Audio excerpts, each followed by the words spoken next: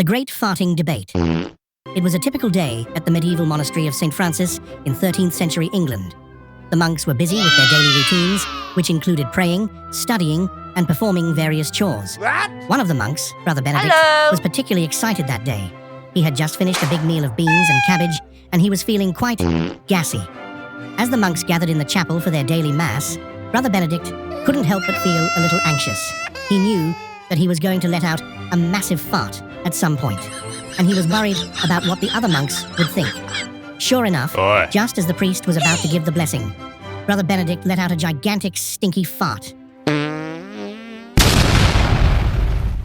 The sound was like a loud trumpet blast, and the smell was, well, let's just say it was pretty potent. The other monks were shocked and outraged. They had never heard anything like it before, and they didn't know how to react. One of the monks, Brother Thomas, was particularly upset. He was a very devout and serious monk, and he believed that farting in church was a grave sin.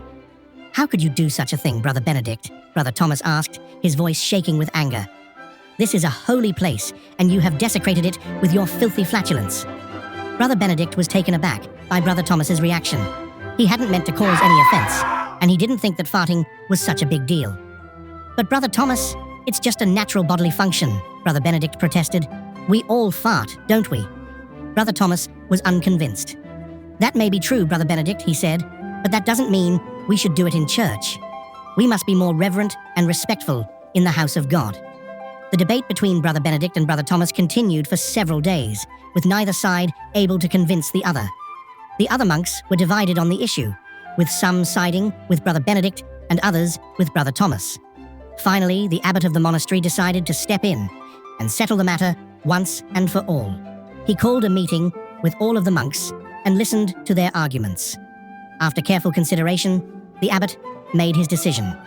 From now on, he declared, all monks are forbidden from farting in church.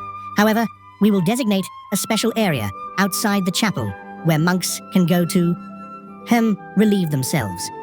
The monks were relieved that the matter had been settled, and they all agreed to abide by the abbot's ruling. From then on, the monastery was a much more pleasant place to be, and the monks were able to worship in peace without worrying about farting in church. And that, my friend, is the story of the Great Farting Debate.